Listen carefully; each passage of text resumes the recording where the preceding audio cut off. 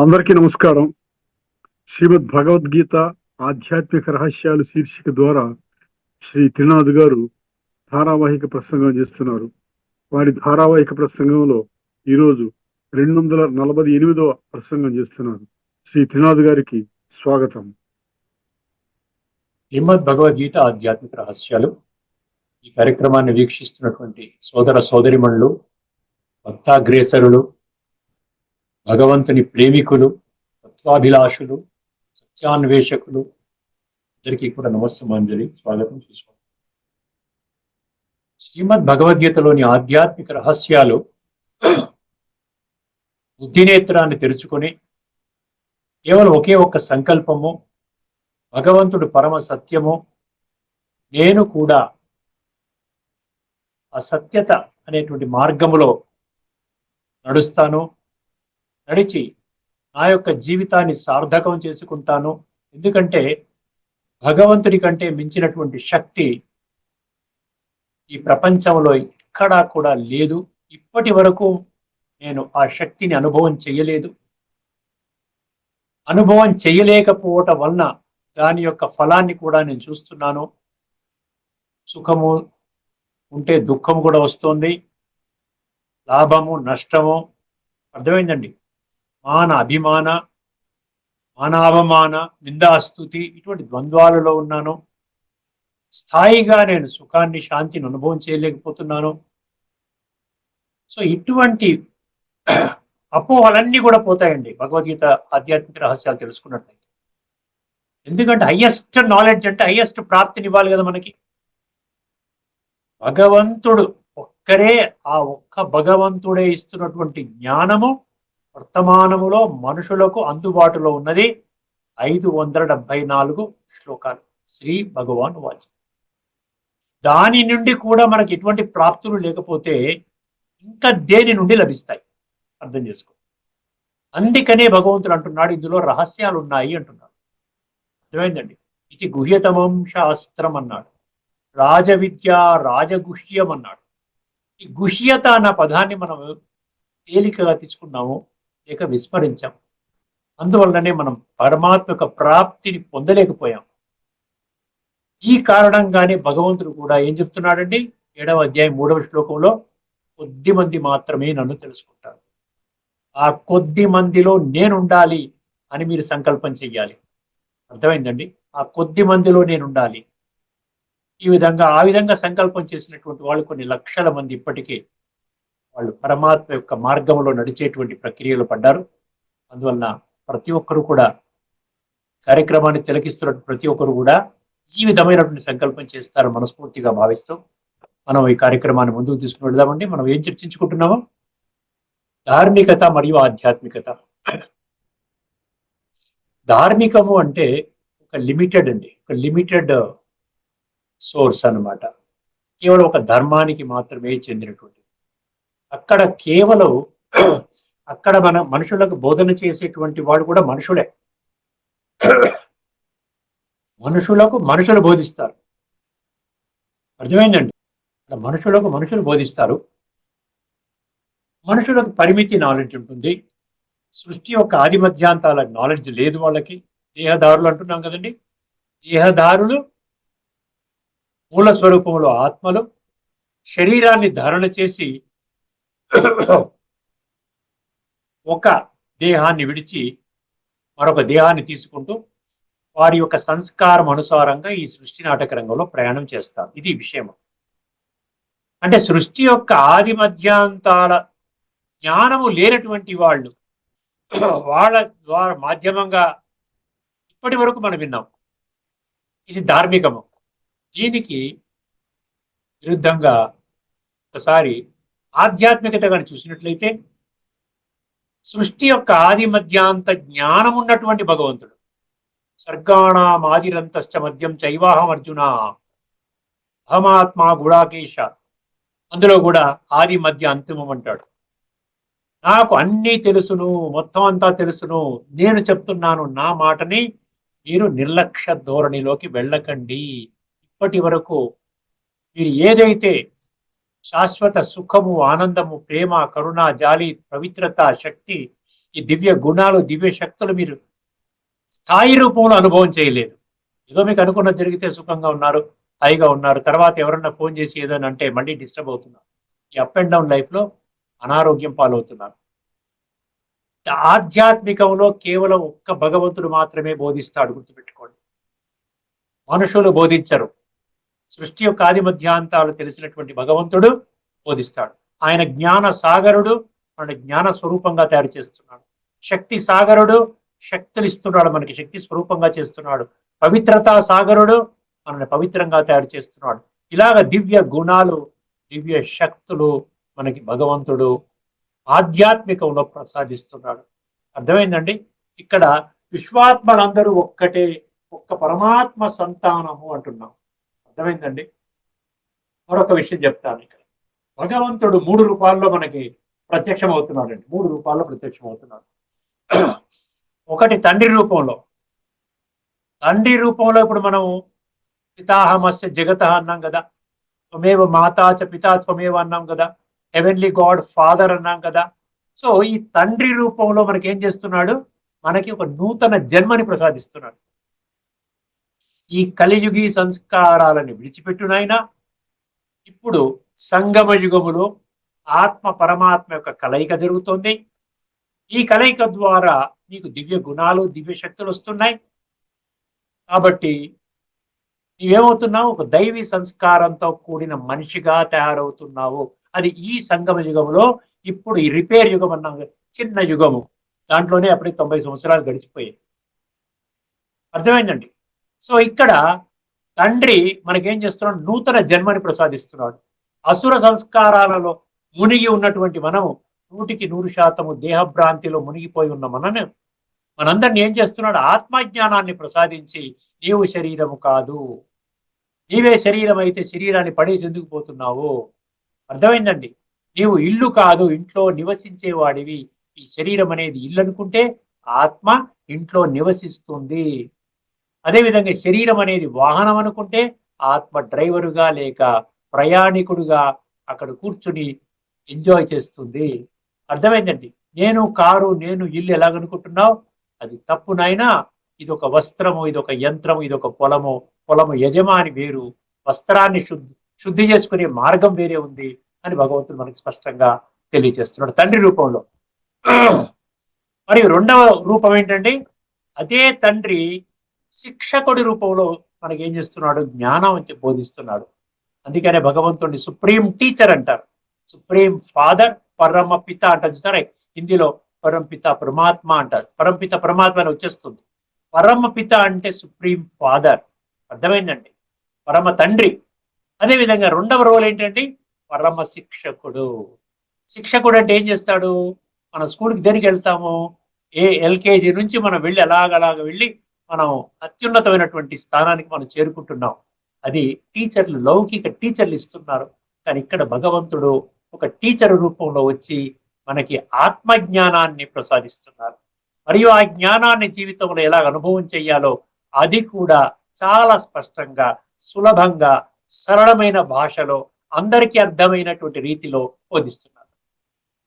దాని నుండి ఏమవుతుంది? సంస్కార పరివర్తన. పరమాత్మ నుండి మనం అవన్నీ తీసుకొని ఆత్మని శుద్ధి చేసుకుంటాం.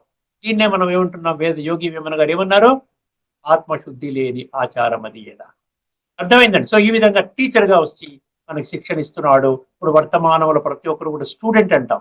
ప్రాక్టికల్ లైఫ్ లో నీ యొక్క సంస్కారాలు ఎలా పరివర్తన చేసుకోవాలి, నీ జీవితాన్ని శ్రేష్టంగా ఎలా తయారు చేసుకోవాలి, అసురుల గుణాలను ఏ విధంగా విడిచిపెట్టాలి, అసలు అసుర లక్షణాలు అంటే ఏమిటి, తర్వాత దైవీ లక్షణాలు, దైవీ సంస్కారాలు, దైవీ గుణాలంటే ఏమిటి, ఇవన్నీ చెప్పి ఇక్కడి నుంచి ఇక్కడ పరివర్తన చెందడానికి. ఎందుకంటే రాబోయేటువంటి సత్యయుగంలో నీవు కాలు మోపడానికి, శ్రేష్టమైన జన్మ తీసుకోవడానికి అర్హత పొందాలి అంటే ఈ చదువు నీకు కంపల్సరీ. ఈ చదువు కాకుండా ప్రపంచంలో ఎక్కడా కూడా ఆత్మశుద్ధి కోసం ఎక్కడా చదువు చెప్పబడటం లేదు.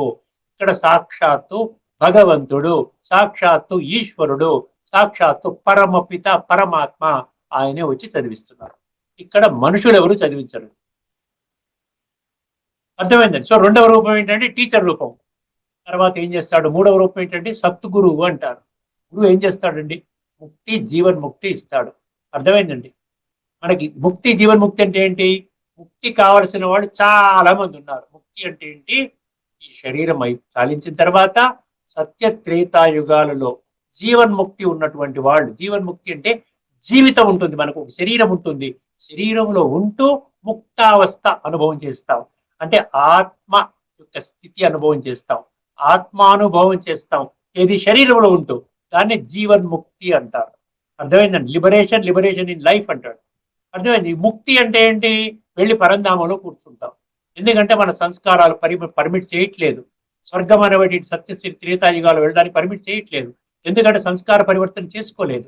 పరమాత్మ ఈశ్వరుడు స్వయముగా చెప్పినా కూడా మనం నిర్లక్ష్య ధోరణిలో విడిచిపెట్టాము. ఇదంతా అవసరం లేదు, ఇప్పుడు నేనేం చేయలేను, ఏదొస్తే అవుతుంది, ఏదైతే అవుతుంది, ఉన్న జీవితాన్ని ఆ విధంగా కాలక్షేపం చేసేసి శరీరాన్ని చాలించేసుకుందాం అనేటువంటి ఆ భ్రమలోనే, భ్రాంతిలోనే, ఒక డెల్యూషన్లోనే ఈ యొక్క మానవాళి అత్యధిక సంఖ్యలోని మానవులు ఆ విధంగానే బిహేవ్ చేస్తూ ఉన్నారు. అందుకనే కొద్దిమంది వస్తారు. అన్నిటికీ సరిపోతుందండి. మీరు భగవద్గీతలో ఉన్నటువంటి తత్వజ్ఞాన కోణములు అర్థం చేసుకుంటే వర్తమానములో జరిగేది మొత్తం కూడా రిఫ్లెక్ట్ అవుతుంది అందులో. ఎందుకు చెప్పాలి కొద్దిమందే వస్తున్నారు, ఎందుకు చెప్పాలి భగవంతుడు? ఎందుకంటే అంతమందే ప్రయత్నం చేస్తారు. అందుకని ఈశ్వరీయ కులం అంటాడు. ఈశ్వరీయ కులములో ఉన్నటువంటి వాడు గుచ్చుకుంటుంది. అర్థమైందండి? వెంటనే పరిగెడతాడు, వెంటనే పరిగెట్టి ఆ యొక్క పరివర్తన చెందుతాడు. నిజంగా కరెక్టే కదా, ఆత్మనే కదా వెళ్ళిపోయేది. ఆత్మ కుళ్ళుగా పోతే కుళ్ళు శరీరం దొరుకుతుంది కదా. ఇప్పుడు చేసే వర్తమానంలో అంతా కుళ్ళు పనులే చేస్తూ ఉన్నాం, ఏదో మంచి పనులు చేస్తున్నాం అనే భ్రాంతిలో ఉన్నాము. చేసేవన్నీ కూడా ఇతరులను మోసం చేస్తున్నాం, ఇతరులను బాధ పెడుతున్నాం, దుఃఖ పెడుతున్నాం. అర్థం. ఆ విధంగా సాటి మనిషిని దుఃఖ పెట్టి మనం ఏదైనా కాస్త డబ్బు సంపాదించుకుంటాం, పేరు ప్రతిష్ట సంపాదించుకుంటాం, లేకపోతే ఇంకేదైనా సంపాదించుకుంటే దాని వల్ల భగవంతుడు ప్రసన్నుడు అవుతాడా? భగవంతుడు అందరి తండ్రి అని మన నోటి ద్వారా అంటున్నాం. ఎవెన్లీ గాడ్ ఫాదర్ అన్నారు, అల్లాహు అక్బర్ అన్నారు, ఏక్ ఓంకార్ అన్నాడు, త్వమేవ మాతాచ పితా త్వమేవ అన్నారు. అందరూ అదే అంటున్నారు కదా, భగవంతుడు ఒక్కడే అంటున్నారు కదా. అలా ఒక్క భగవంతుడిని మనం బాధ పెడితే, సాటి మనిషిని దుఃఖ పెడుతూ ఆ విధంగా ఉంటే మన సంస్కారం బాగవుతుందా? పరమాత్మ నుండి శక్తులు గుణాలు లభిస్తాయా? అందుకనే భగవంతుడు ఏమంటున్నాడు? ఆత్మచింతన. ఎంతవరకు అయితే ఆత్మ యొక్క అభ్యాసం నువ్వు చెయ్యవో, ఆత్మలో దివ్య గుణాలు శక్తులు నీలో ప్రవహించవో, అంతవరకు కూడా నీవు ఆ విధంగానే బిహేవ్ చేస్తావు. అర్థమైందండి? సో సద్గురు ఏం చేస్తాడు? ఈ యొక్క శరీరం విడిచిపెట్టే సమయానికి ఖచ్చితంగా పరమాత్మకు స్మృతిలో ఉండే విధంగా మనకు శిక్షణ ఇస్తున్నాడు కాబట్టి పరమాత్మ స్మృతిలోనే శరీరాన్ని విడిచిపెడతాము. ఆ వారు ఆమె యొక్క ఒడిలోకి తీసుకుని ఏదైతే సంస్కార పరివర్తన తన శిక్షణ ఆధారంగా జరిగిందో దాని అనుసారంగా మనకి శ్రేష్టమైన జన్మలు రాబోయేటువంటి స్వర్గం అనబడేటువంటి సత్య త్రేతాయుగాల్లో ప్రసాదిస్తాడు. ఇది తిరుగులేని, తిరస్కరించలేని సత్యం. ఎవరైనా ఛాలెంజ్ చేయొచ్చు, వెళ్ళి తెలుసుకోవాలి. వెళ్లకుండా వీళ్ళు ఏదో చెప్తున్నారండి అర్థం కావట్లేదు, ఇప్పటి వరకు శాస్త్రాల్లో ఇంత స్పష్టత లేదు, ఇప్పటి వరకు ఏ ప్రవచనకర్త గాని, ఏ విశిష్ట వ్యక్తి గాని ధార్మిక జగత్తులో మీకు ఈ విషయాలు చెప్పలేదు. అర్థమైందండి? అందువల్ల ఇక్కడ టీచరు, ఇక్కడ తండ్రి, టీచరు, సద్గురు ఒకరే. వారే డిఫరెంట్ రోల్స్, 3 రోల్స్ ప్లే చేసి మన ఈ విధంగా తీర్చిదిద్దుతారు, మన చరిత్ర నిర్మాణం చేస్తారు, మనలో విలువలు నింపుతారు, శక్తులు నింపుతారు, మన జీవితాన్ని సత్యయుగములో దైవీ సంస్కారాలతో కూడుకున్న దేవతా జన్మ ఎట్లా ఉండాలి ఇక్కడే నింపి అర్హులుగా చేసి చివరికి అటువంటి ఆత్మ శరీరాన్ని విడిచిపెడితే 100% దైవీ సంస్కారాలతో కూడుకున్న జన్మని తీసుకుంటుంది. సో దీనికి విరుద్ధంగా, వ్యతిరేకంగా మనం ధార్మికంగానే చూసినట్లయితే ఇక్కడ తండ్రి వేరు, టీచరు వేరు, గురువు వేరు. అంతే కదండి? భలే ఎక్కడైనా కానీ తండ్రే టీచర్ అనుకోండి, తండ్రే ఒక ప్రొఫెసర్ అనుకోండి, తండ్రే ఒక ఏమంటారు లెక్చరర్ అనుకోండి. ఆ తండ్రి ఆ సబ్జెక్టు వరకు తండ్రి టీచర్ కూడా కావచ్చు.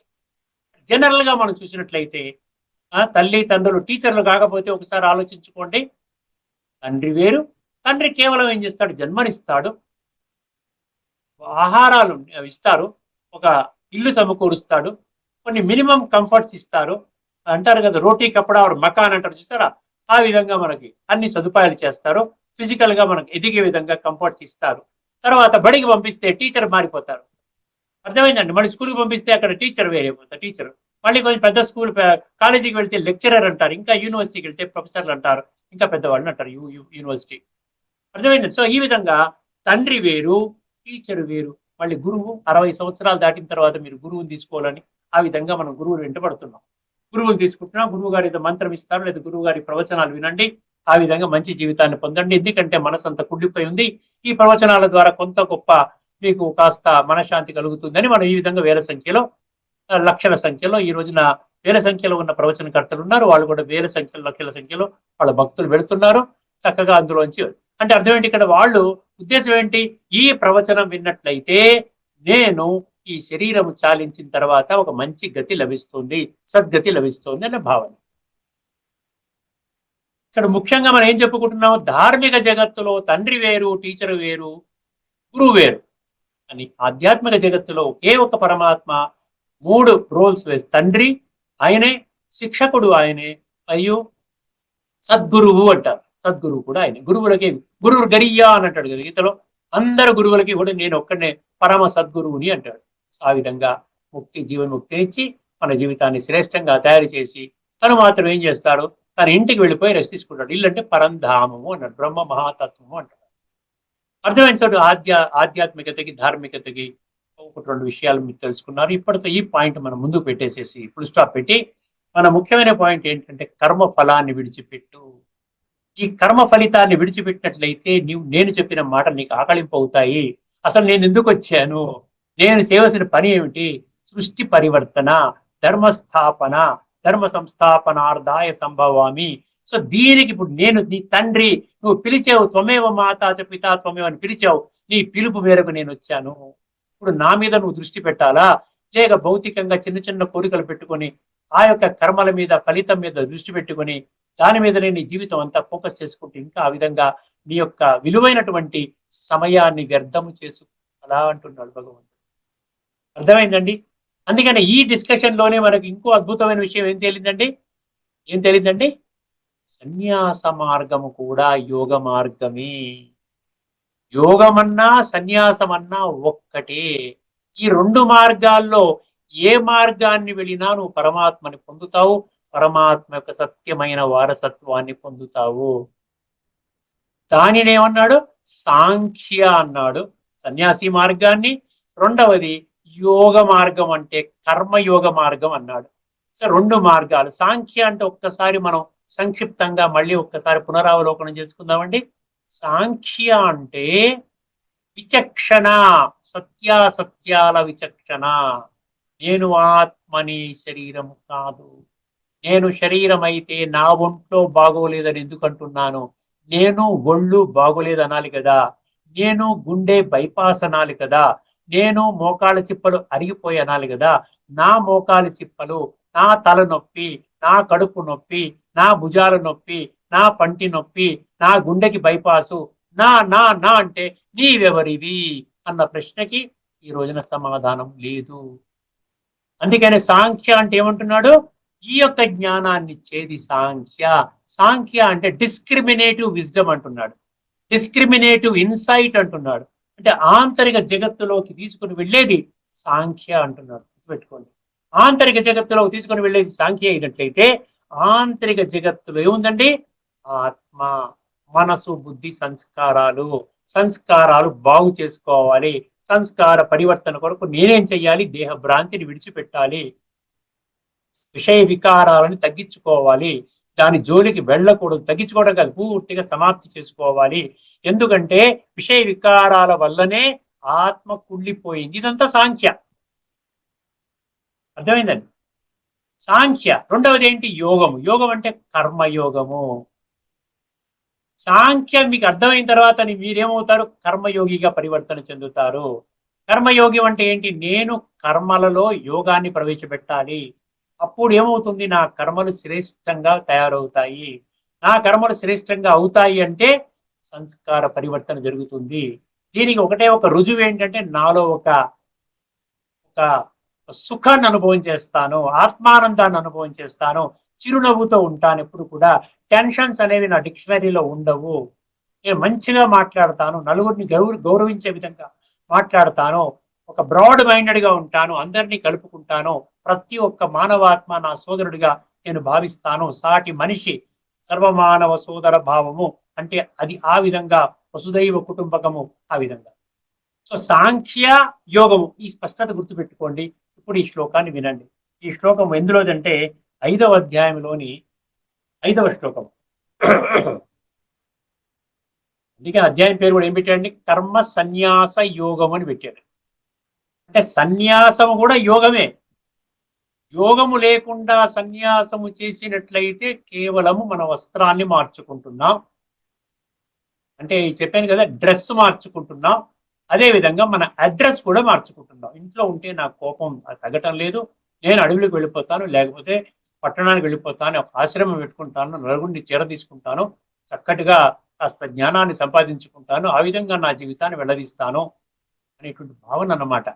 కర్మ సన్యాస యోగం అన్నాడు. అంటే కర్మయోగము సన్యాస యోగం అర్థమే. అందుకే 5వ అధ్యాయంలో మనం చాలా శ్లోకాలు మనం విశ్లేషణ చేసుకుంటున్నాం.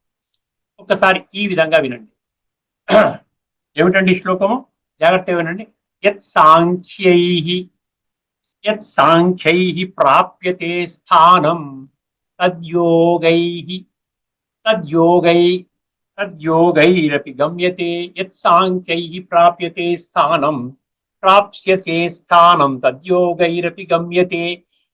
ఏకం సాంఖ్యం చ యోగం చ యః పశ్యతి స పశ్యతి. ఇది శ్లోకం.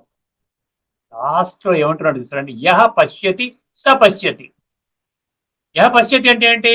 సాంఖ్యము ఎక్కడికి తీసుకొని వెళుతోందో యోగము అదే మార్గాన్ని తీసుకుని వెళుతోంది. అంటే పరమాత్మ ప్రాప్తి వంక తీసుకెళ్తోంది అంటున్నారు. ఆ విధంగా చూచిన వాడే, ఆ విధంగా అర్థము చేసుకున్న వాడే, ఆ విధంగా గ్రహించిన వాడే, సత్యాన్ని గ్రహించిన వాడే అసలైన గ్రహించినట్టు లెక్క అంటున్నాడు. చూచినవాడు అవుతాడు. మిగతా వాడంతా కూడా ఏదో అంటే ఏదో. అసత్యాన్ని చూసిన వాడు కాదంట. యః పశ్యతి అంటే చూడటం. స పశ్యతి ఎవరైతే ఆ విధంగా అర్థం చేసుకుంటారు. ఏంటారు? ఏ విధంగా? సాంఖ్యము యోగము ఒకే మార్గం వైపు తీసుకుని వెళుతోంది. సాంఖ్యం అంటే సన్యాస మార్గం. సన్యాసం అంటే ఏంటి? ఏమి సన్యసించాలి? బాహ్యమైనటువంటి వస్తువులు సన్యసిస్తున్నారు ఈ రోజున. కానీ భగవంతుడు ఏమంటున్నాడు? ఆంతరికంగా దేహాభిమానాన్ని సన్యసించాలి. నేను చేస్తున్నాను ఈ కర్మలు, నేను చాలా గొప్పవాడిని, ఈ ఉపన్యాసం నేను ఇస్తున్నాను, నేను చాలా శాస్త్రవాదిని, నాకు చాలా ఎన్నో శాస్త్రాలు కంటోపాటు ఉంది, టకటకటక ఏ ప్రశ్న వేసినా చెప్పగలుగుతాను అంటే ఏంటి? దీని ఏమంటాడు? కర్తృత్వ భావన అంటాడు, పొసెసివ్నెస్ అంటాడు. ఇగ్గోతో కూడుకున్నటువంటిది అనమాట. అహంకారముతో కూడుకున్నది. అహంకారము అంటే సాకార మాధ్యమము. అర్థమైందండి? సగుణ సాకారముగా భగవంతుడు ఆరాధించేటువంటి వాళ్ళని ఆ విధంగా ఎక్స్టర్నల్ గా నేను డ్రెస్ మార్చుకుంటాను, ఆహార్యాన్ని మార్చుకుంటాను అంటే జనాలలో ప్రత్యేకంగా కనపడే విధంగా నేను తీర్చిదిద్దుకుంటాను. కానీ అక్కడ ఏమవుతోందంటే యోగం అనే ఆస్పెక్ట్ మిస్ అవుతోంది. అర్థమైందండి? యత్ సాంఖ్యైః ప్రాప్స్యసే స్థానం. ఇది మొదటి పంక్తి అండి. పంక్తి మీకు వివరిస్తాను, ఒక్కొక్క శబ్దం వివరిస్తాను. యత్ సాంఖ్యైః ప్రాప్స్యసే స్థానం అన్నాడు. అంటే ప్రాప్స్యసి అంటే ప్రాప్తి చెందటం. స్థానం అంటే ఏంటి? ఒక స్థితి, స్థాయి, ఒక స్టేటస్. ఏ స్టేటస్ అయితే నీకు సాంఖ్యము ద్వారా నువ్వు పొందుతావో. అర్థమైందండి? యత్ సాంఖ్యైః ప్రాప్స్యసే స్థానం. సాంఖ్య అంటే చెప్పాను కదా, తద్యోగైరపి గమ్యతే అన్నాడు 2వ పంక్తిలో. అదే స్థానాన్ని యోగి కూడా పొందుతాడు అంట. యోగి అంటే కర్మయోగి, అంటే మంచిగా చేసుకుంటాడు, కర్మలు చేసుకుంటాడు. సాంఖ్యలో కర్మల మీద ఎక్కువ ఇంట్రెస్ట్ ఉండదు, కర్మలు తగ్గించుకుంటాడు. కానీ ఇక్కడ కర్మయోగి విస్తృతంగా తన వ్యాపారము అభివృద్ధి చేసుకుంటాడు, ఉద్యోగం చేస్తాడు, పిల్లల్ని చదివించుకుంటాడు, విద్యుక్త కర్తవ్యాలు అన్ని నిర్వహిస్తాడు. ఏది చేయవద్దని భగవంతుడు ఎక్కడ మీకు చెప్పలేదండి. నీ కర్మ చెయ్యి, నీ పొట్ట పోషించుకోవడానికి నువ్వు డబ్బు సంపాదించుకో, కానీ ధర్మ మార్గాన్ని సంపాదించుకో, ఎవరిని ఇబ్బంది పెట్టకుండా, ఎవరిని మోసం చేయకుండా ఆ విధంగా చేసుకో అంటున్నాడు తప్ప అది కర్మయోగం అంటే. అందుకనే యోగం పెట్టుకుంటే మన కర్మలు శ్రేష్టంగా అవుతాయి. యోగం అంటే ఏంటి? స్వయాన్ని ఆత్మగా భావించి పరమాత్మతో బుద్ధి ద్వారా కనెక్ట్ అవ్వడం అనమాట. సాంఖ్యైః ప్రాప్స్యసే స్థానం తద్యోగైరపి గమ్యతే. గమ్యతే అంటే నువ్వు ఆ స్థితికి చేరుకుంటావు. అక్కడ ప్రాప్స్యసే అన్నాడు, ఇక్కడ గమ్యతే అన్నాడు. ప్రాప్స్యసే అంటే పొందుతావు, గమ్యతే అంటే గమ్యస్థానానికి నువ్వు చేరుకుంటావు. అంటే అదే గమ్యస్థానానికి నువ్వు చేరుకుంటావు. ఏదా గమ్యస్థానము? పరమాత్మ ప్రాప్తి, పరమాత్మ యొక్క సత్యమైన వారసత్వము. పరమాత్మ ప్రాప్తి వల్ల ఆత్మలో ఉన్న కుళ్ళు కడగబడుతుంది. సంస్కారాలు తమో ప్రధానంగా ఉన్న సంస్కారాలు సత్వ ప్రధానంగా, సాత్విక ప్రధానంగా పరివర్తన చెందుతాయి. ఎందుకంటే భగవంతుడు 13వ అధ్యాయం 21వ శ్లోకము, 15వ అధ్యాయంలో 8వ శ్లోకం, ఈ 2 శ్లోకాలు చాలా ముఖ్యమండి. ఈ 2 శ్లోకాల్లో కేవలం సంస్కారాలు మాత్రమే తీసుకుని వెళ్ళి తదనుగుణంగా ఉన్నటువంటి వస్త్రంలో చేరుతుంది. ఇది తిరుగులేని, తిరస్కరించలేని సత్యాలు. మీరు ఒప్పుకున్నా సత్యమే, ఒప్పుకోకపోయినా, తిరస్కరించినా కూడా వీటిని తిరస్కరించలేము. సాంఖ్యై ప్రాప్స్యసే స్థానం తద్యోగైరపి గమ్యతే అన్నాడు కదండి. ఆ గమ్య స్థానానికి 2 కూడా చేరుస్తాయి. అర్థమైంది? తర్వాత 3వ పంక్తి 4వ పంక్తి చూడండి. ఏకం సాంఖ్యం చ యోగం చ అన్నాడు. ఏకం అంటే ఒకటే. సాంఖ్య యోగో పృథక్ బాల ప్రవదంతి అన్నాడు, చూసారా? ఇంతకుముందు ఎపిసోడ్ లో చెప్పుకున్నాం కదా, సాంఖ్యము యోగము ఒక్కటే. అది బాల అంటే మెచ్యూరిటీ లేనటువంటి వాడు, స్పిరిచువల్ మెచ్యూరిటీ లేనటువంటి వాడు. దాన్ని ఆ విధంగా అది వేరే అండి, సన్యాసి మా గురువు గారిని పట్టుకుంటానని చెప్పేసి వెళ్తాడు. అర్థమైంది? 2 వేరు అనుకుంటాడు. కానీ సాంఖ్యము యోగము ఒక్కటే. అనేక శ్లోకాలు ఉన్నాయి. ఇంకా రాబోయే ఎపిసోడ్ లో మరికొన్ని శ్లోకాలు మేము ముందు ఉంచడానికి సిద్ధంగా ఉన్నాను. అర్థమైందండి? కొంచెం సత్యత ఆధారంగా ముందుకు వెళ్ళేటువంటి ప్రయత్నం చేయండి. అదే సాంఖ్యై ప్రాప్స్యసే స్థానం తద్యోగైరపి గమ్యతే ఏకం సాంఖ్యం చ యోగం చ అన్నాడు. ఏకం అంటే ఒకటే కదండి. సాంఖ్యం ద్వారా, యోగము ద్వారా 2 కూడా ఒకటే మార్గానికి తీసుకొని వెళుతుంది. మనం వెళ్ళట్లేదు అంటే నువ్వు సాంఖ్యము వేరేగా అర్థం చేసుకున్నావు, యోగము వేరే అర్థం చేసుకున్నావు. యోగం అంటే యోగాసనాలు అర్థం చేసుకున్నావు. యోగం అంటే ఇంకా ఏ పని చేయక్కర్లేదు అర్థం చేసుకున్నావు. సాంఖ్యం అంటే సన్యాసి మార్గం అర్థం చేసుకున్నావు. సంస్కార పరివర్తన చేసుకోవట్లేదు. సాంఖ్య కర్మ యోగం అన్నాడు. అందుకనే అర్థమైందండి. సాంఖ్యై ప్రాప్స్యసే స్థానం తద్యోగైరపి గమ్యతే ఏకం సాంఖ్యం చ యోగం చ. ఇది చాలా ఈజీ అండి. యహ పశ్యతి సపశ్యతి. ఎవరైతే ఈ సత్యాన్ని తెలుసుకుంటారో వాళ్ళే అసలైనటువంటి, అంటే ఈ 3వ నేత్రం ద్వారా చూచిన వారు అవుతారు. మిగతా వాళ్ళకి అర్థం కావడం లేదు. ఏమిటి సాంఖ్యం వేరు కదా, ఇది వేరు కదా అంటే భగవంతుడు చెప్పిన మాటలు కూడా మనము తేలికగా తీసుకుంటాం అనమాట. యహ పశ్యతి సపశ్యతి. ఇది లోతైన తత్వము. భగవద్గీత పుస్తకంలో ఏమన్నా ఇచ్చారో చూద్దామండి. భాష్యకారులు ఏం రాశారో ఒకసారి చూద్దాం. 5వ అధ్యాయంలోని 5వ శ్లోకం అండి. జ్ఞాన యోగులు. ఇక్కడ జ్ఞాన యోగులు అంటే సాంఖ్య అంటే జ్ఞాన యోగులు అన్నాడు. ఇక్కడ సాంఖ్య అంటే డిస్క్రిమినేటివ్ ఇంటెలెక్ట్ అన్నాడు. డిస్క్రిమినేటివ్ విజ్డమ్ అన్నాడు. అంటే సత్యాసత్యాల విచక్షణ పరిజ్ఞానం, అది సాంఖ్య అంటున్నాడు. అంటే సన్యాస యోగము, కర్మ సన్యాస యోగము. అర్థమైందండి? అక్కడ జ్ఞాన యోగులు అంటే ఏంటి? జ్ఞాన యోగులు అన్నాడు, జ్ఞానులు అనలేదండి. జ్ఞాన యోగులు అంటే ఏంటి? అక్కడ స్వయాన్ని ఆత్మగా అర్థం చేసుకోవాలి వాళ్ళు కూడా. అందులో సన్యసించవలసినటువంటిది ఏంటంటే విషయం, 5 వికారాలు సన్యసించాలి. కామ, క్రోధ, లోభము, అహంకారాలు, ఈ దేహాభిమానాన్ని ఇవి సన్యసించాలి.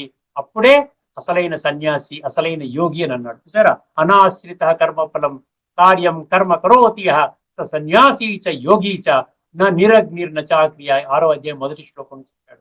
అగ్నిహోత్రాన్ని మండించిన వాడు సన్యాసి కాడు, కర్మ చేయనటువంటి వాడు యోగి కాడు. కర్మ చేసి కర్మ ఫలితాన్ని ఆ విధంగా భగవదర్పణం చేసేవాడే అసలైన సన్యాసి, అసలైన యోగి అని అన్నాడు 6వ అధ్యాయంలో 1వ శ్లోకం. ఇప్పటికే చర్చించుకున్నాం. ఒకసారి వినండి జాగ్రత్తగా. జ్ఞాన యోగులు ముందు పరంధామముని. ఇక్కడ పరంధామము అన్నాడు. అక్కడ భగవంతుడు ఏమంటాడు? ముక్తి అంటే పరంధామము. ముక్తి మరియు జీవన్ముక్తి కూడా వస్తుంది అందులో. జీవన్ముక్తి కొద్ది మంది మాత్రమే పొందుతారు కాబట్టి అది కష్టసాధ్యం అండి అని విడిచిపెట్టి, సరే ముక్తి వరకు చాలండి, ఎక్కడో దగ్గర కాలచక్రంలో ఏదో 1, 2 జన్మలు తీసుకుందాం, మిగతా అంతా ముక్తావస్థలో ఉందామని అనుకుంటారు. అందుకని ముక్తికే ఎక్కువ ప్రాధాన్యత ధార్మిక జగత్తులో. కానీ ఆధ్యాత్మిక జగత్తులో మరొక డిఫరెన్స్ అర్థం చేసుకోండి. ఆధ్యాత్మిక జగత్తులో జీవన్ముక్తికి అత్యంత ప్రాధాన్యత. జీవన్ముక్తి అనేది ఎక్కడొస్తుంది? అర్థం ఏంటంటే జీవితంలో ఉంటూ ముక్తావస్థ అంటే శరీరంలో ఉంటూ ఆత్మాభిమాని స్థితి. అర్థమైందండి? ఆత్మిక స్థితిని అనుభవం చేయడం శరీరంలో ఉంటూ. అదే అభ్యాసం ఇక్కడ పరమాత్మ మనకి ప్రత్యక్షంగా మనకి ఈ టీచర్గా వచ్చి మనకి చేయిస్తూ ఉన్నాడు. జ్ఞానయోగులు పొందు పరంధామమునే కర్మయోగులను పొందుదురు. ఇక్కడ పరంధామం మాత్రమే తీసుకున్నారు. అంటే వాళ్ళు ముక్తి గురించే మాట్లాడుకుంటున్నారు భాష్యకారులు. ఎందుకంటే జీవన్ముక్తి గురించి తెలియదు. పరమాత్మ చెప్పినటువంటి ఈ యొక్క జీవన్ముక్త అవస్థ అంటే ఏమిటి, సత్య త్రేతాయుగాలు ఏ విధంగా పరమాత్మ స్థాపన చేస్తున్నాడు, దేని ఆధారంగా అక్కడ శ్రేష్టమైన జన్మలు తీసుకుంటాం, ఆ విషయాన్ని భాష్యకారులు గుర్తించలేరు. జ్ఞానయోగులు పొందు పరంధామమునే కర్మయోగులను పొందుదురు. జ్ఞాన యోగ ఫలమును కర్మయోగ ఫలమును ఒక్కటిగా చూచువాడే యథార్థమును గ్రహించును.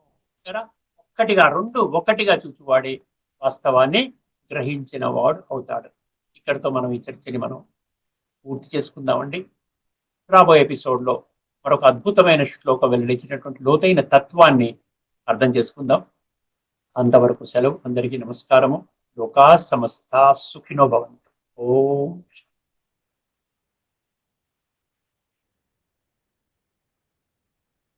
శ్రీమద్ భగవద్గీత ఆధ్యాత్మిక రహస్యాల తాత్వికతను సవివరంగా విశ్లేషించిన శ్రీ త్రినాథ్ గారికి ధన్యవాదాలు.